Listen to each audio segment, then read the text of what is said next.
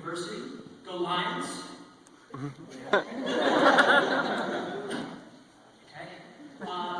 I've been an assistant coach there the last 3 years. Before that, I was a 3-time All-American wrestler at the University of Maryland. Go Terps! Okay, something. In addition to traveling the country and talking about issues of diversity, I like to rip people's arms off. But I graduated from Maryland in 2010, and since then I started a nonprofit organization called Athlete Ally. That's actually what brings me to you all here tonight. For the past couple years of my life, I've been an out loud, proud ally of the lesbian, gay, bisexual, and transgender community. In fact, I founded this nonprofit organization that's dedicated to educating and empowering these straight allies in sports to speak out, to make a difference. While I am extremely passionate about trying to change the athletic culture, I think it's important to point out that I by no means was always an ally. In fact, for most of my life, LGBT was out of a sandwich. A bunch of letters, I didn't know much about it, didn't care. And so I want to start by walking you all through some of the obstacles I felt I had to overcome before I could really be doing this work. Because I think we're all coming to this conversation at various points of interest, of knowledge, and maybe even of comfort. So for starters, I was an absolutely adorable child. Can't disagree with you. I got my awesome reindeer hat on, pretty cool. But I wasn't always an ally. And the first major obstacle for me was actually my great-great-great-grandfather. Now, for many of you, the life and legacy of your great-great-great-grandparents probably has little bearing on who you are or what you do on a day-to-day basis. But you see, for me, this really wasn't the case. His name is Hudson Taylor. He was a very prominent Christian missionary. He pretty much brought Christianity to China. My mom went to a Bible college. My sister just graduated from a Christian college. I think for a long time, when it came to being an ally to the LGBT community, I was afraid that doing so was not in keeping with the faith of my family. And I don't know about you, but I want my parents to be proud of who I am and what I'm doing in life. And unfortunately, because of my family legacy, I was afraid to speak out. I was afraid to stand up and, I think, do the right thing sooner. I think faith is a wonderful thing, but in my journey, in my experience, it was a major obstacle that I had to overcome in order to be doing this work. The second big obstacle for me was that I was a wrestler. I started wrestling when I was 6 years old. It has been and continues to be one of the most important things in my entire life. It has made me the person I am. It's taught me how to interact with the world, how to treat people, how to overcome adversity. But it has, however, also taught me some really problematic stereotypes and assumptions.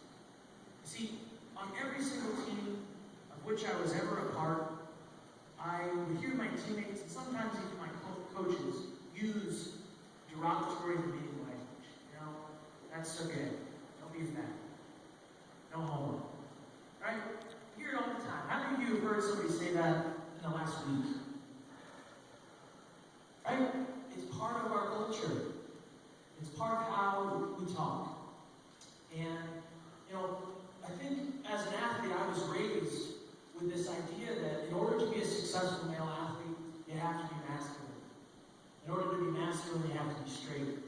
And the easiest way to assert straightness is to use a homophobic or sexist slur. Right? That's how we make ourselves look tougher and stronger, and make our teammates or our opponents look weaker. I think there's a flip side of this coin too. And I would hear lots of my friends make other problematic assumptions about female athletes. Assumptions that, if she is a successful female athlete, therefore she must be more masculine. If she's more masculine, therefore she must be a lesbian. So we have this athletic culture in which female athletes are fighting off that lesbian label. Male athletes are feeling as though they have to stay in the closet. And still to this day, very few people are speaking out against it. You know, in all the time when I was at Maryland and before then, we didn't talk about these things. Like, nobody was challenging when somebody said that. So as a result, I don't think I should. I didn't think I should speak out against it. And that actually brings me to my third obstacle, which actually, it's kind of this guy. His name is Solomon Asch.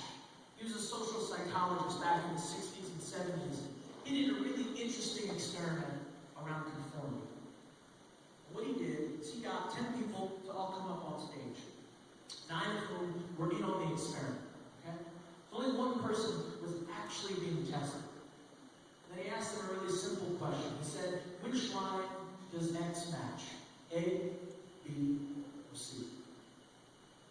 After you look at it for a second, I hope the answer becomes fairly obvious. Which line is it? Good, not all ones? No, B, exactly. But what Mr. Asch wanted to look at, he said, what would happen if I got 9 of these individuals to intentionally choose the wrong answer? How would that influence the actual decision-making of that final participant? And what he found was, if he got everybody to say C, an answer that's clearly not right, that last person would also say C. I think what that experiment uncovers is that we all have an innate desire to conform, to fit in, to be accepted and respected by our peers. And because of this, when nobody else is speaking out in a certain type of conduct or language, it's not easy to be the first. You know, the path of least resistance is to say and do nothing. It's so much easier to stay complacent and silent than it is to speak out. And I certainly stayed silent for at least the first 18, 19 years of my life. The fourth and final obstacle was that I unfortunately failed the awareness test.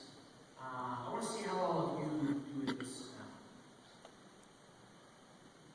This is an awareness test. How many passes does the team in white make?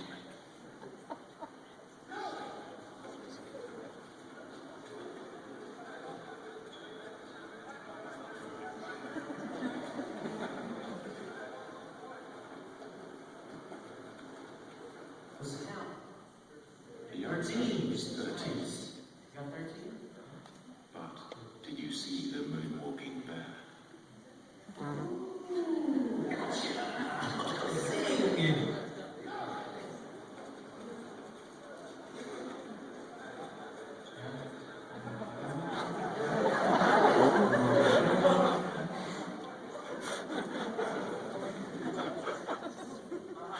Who actually misses the walking bear the first go around? Damn it. Alright, I'll take it. Who's seen that video before? Alright, so clearly I need a new video. You know, it's a funny little clip, but I think it actually makes a really important point. And it's this. It's easy to miss something you're not looking for. It's easy to miss something you're not looking for.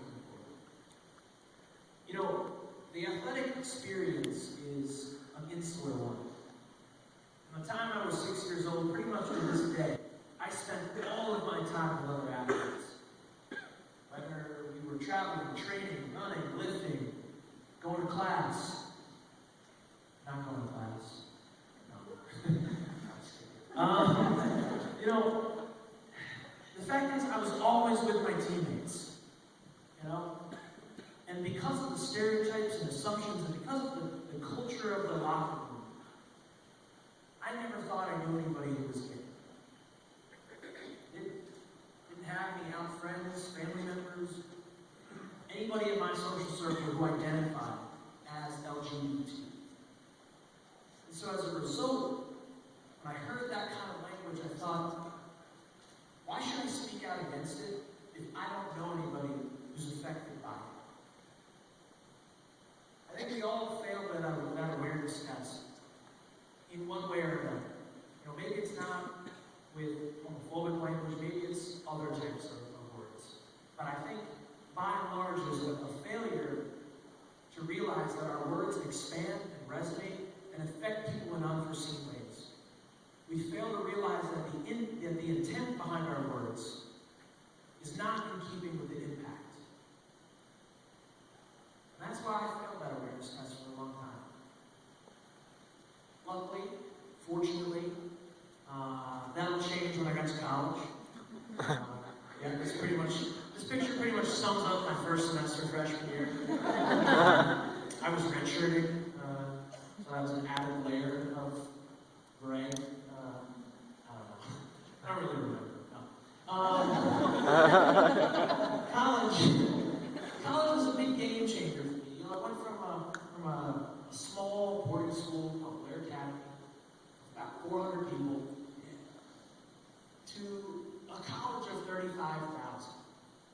Now, much like you, I was put into an environment of extreme diversity, where people came from all over the world, different walks of life, different backgrounds and beliefs.